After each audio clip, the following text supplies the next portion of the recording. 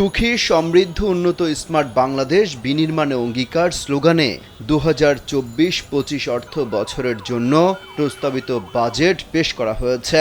এবারের বাজেটে যে সকল পণ্যের দাম বাড়ছে তার মধ্যে অন্যতম মোটরসাইকেল।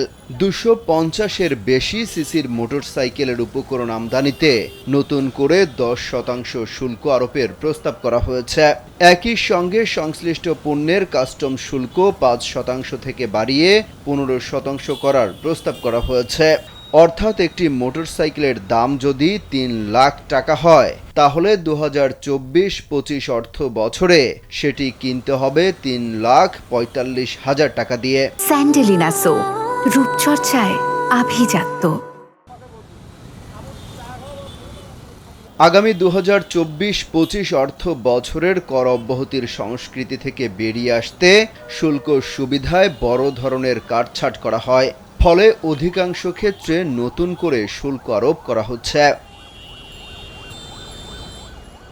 এছাড়াও বাজেটে বড় ধরনের পরিবর্তন আনা হচ্ছে ব্যাগেজ রুলে। এক্ষেত্রে কোনো যাত্রী চাইলেও লাগেজ বা হ্যান্ডব্যাগে 24 ক্যারেটের স্বর্ণ আনতে পারবেন না।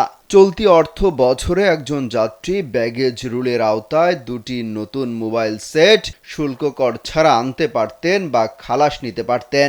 আগামী অর্থ বছরে শুধু একটি মোবাইল সেট নিয়ে আসতে পারবেন এবং শুল্ক কর পরিশোধ করে খালাস করতে পারবেন। জাতীয় সংসদে 2024-25 অর্থ বছরের জন্য 7,97,000 কোটি টাকার বাজেট উপস্থাপন করেছেন অর্থমন্ত্রী আবুল হাসান মাহমুদ আলী। এই বাজেটে কিছু পণ্যে আয়কর শুল্ক ভ্যাট অথবা সম্পূরক শুল্ক বাড়ানো হয়েছে। যেসব পণ্যের দাম বেড়েছে সেই তালিকায় আছে মোবাইল কল রেট, ইন্টারনেট ও SMS রেট, সিগারেট, কোমল পানীয়, এসি, ফ্রিজ, কাজু বাদাম, আইসক্রিম, পানির filter, LED bulb, CNG conversion, বিদ্যুৎ কেন্দ্রের ইকুইপমেন্ট ও ইরেকশন ম্যাটেরিয়াল, অর্থনৈতিক অঞ্চলের মূলধনী যন্ত্রপাতি ও নির্মাণ সামগ্রী, furnace oil, mineral lube oil, base oil, filling station স্থাপন, CNG কনভার্সন কিট ও সিলিন্ডার সহ বেশ কিছু পণ্য। অমিত হাসান রবিন, কালবেলা।